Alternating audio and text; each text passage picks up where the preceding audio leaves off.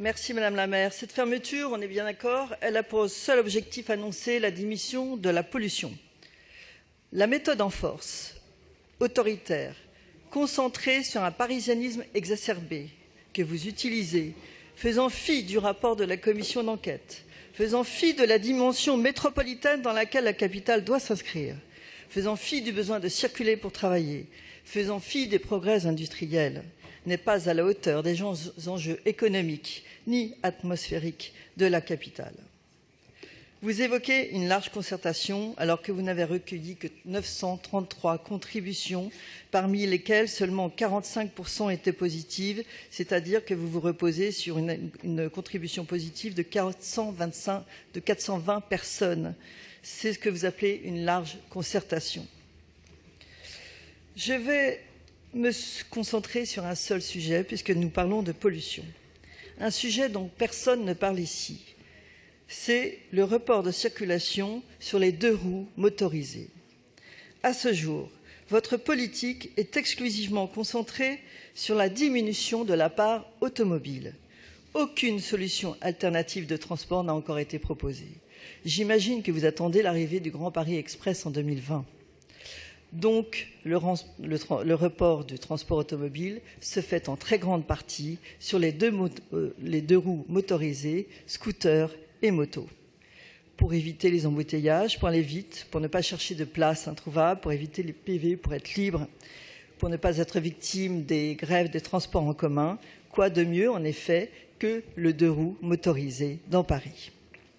Le problème, c'est qu'ils sont très polluants. L'autre problème, c'est que vous semblez l'ignorer. Vous faites comme si ce phénomène n'existait pas. D'ailleurs, aucune étude n'est faite les concernant. On ne sait pas combien ils sont en circulation. La dernière étude date de 2010 et en 2010, on décelait une augmentation de 35% par rapport à 2001. On ne connaît pas les chiffres, mais il suffit de circuler dans Paris pour constater qu'ils sont toujours plus nombreux. On ne connaît pas précisément non plus leur part de pollution, sauf pour le bruit. Là, oui, on sait qu'ils sont la 2e cause de pollution sonore après les camions. On sait malheureusement enfin que l'on a 27 fois plus de chances de mourir en scooter qu'en voiture. Alors, que les choses soient bien claires, je ne suis pas là pour stigmatiser toute une partie de cette population pragmatique qui utilise ce mode de transport pratique, rapide et libre. Je veux simplement pointer ici ce phénomène grandissant qui occupe une très grande part de la voie publique et des trottoirs aussi, et qui a surtout une part de responsabilité non négligeable dans la pollution, ce que vous occultez totalement. Selon vous et votre dialectique, seule la voiture individuelle est source de pollution, pas les camions, pas les scooters, ni les motos.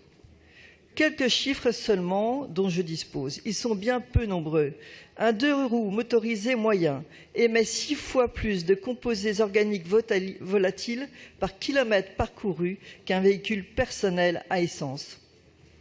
Il émet seulement 2 fois moins de particules fines qu'un véhicule diesel.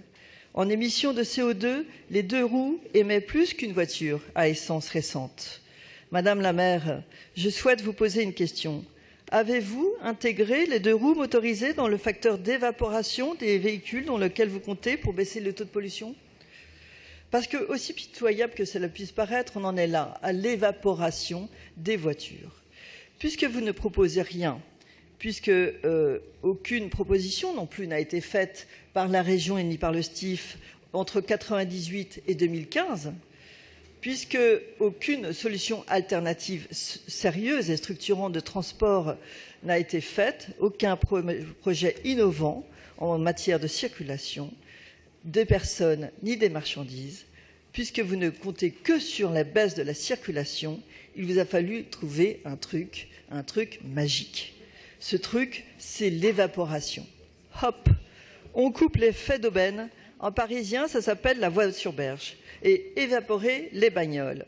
Disparu. On leur supprime une possibilité de circuler, une aubaine, alors elle ne circule plus et alors elle ne pollue plus.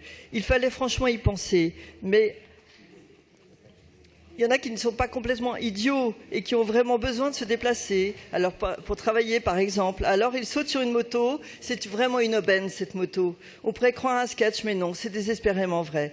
Vraiment, votre posture écologique est bien fragile. Jamais dans la proposition ni dans l'innovation, elle se réduit à l'évaporation. Mais seulement l'évaporation des voitures individuelles. Ces scouts, eux, ne vont pas s'évaporer. Au contraire, ils vont se démultiplier et ils vont polluer.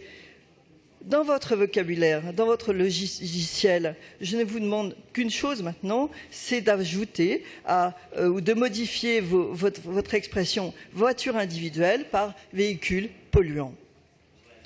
Vous comptez sur l'évaporation, mais au contraire, le contraire de l'évaporation, c'est la condensation. Nous en sommes là. Il va vous falloir trouver un second tour de magie, mais je le devine. À l'issue de la période d'essai de 6 mois, demandée par le préfet de police de Paris, le nouveau statut de Paris aura été voté et les pouvoirs de police du préfet ont été évaporés. Voilà où nous en sommes. Alors, Madame la maire, au nom du groupe et pour conclure, je veux dire que les centristes ayant horreur qu'on leur force le bras, certains d'entre nous et la majorité votera contre votre projet parce que votre méthode est inacceptable. D'autres, vous l'avez compris, préféreront s'abstenir.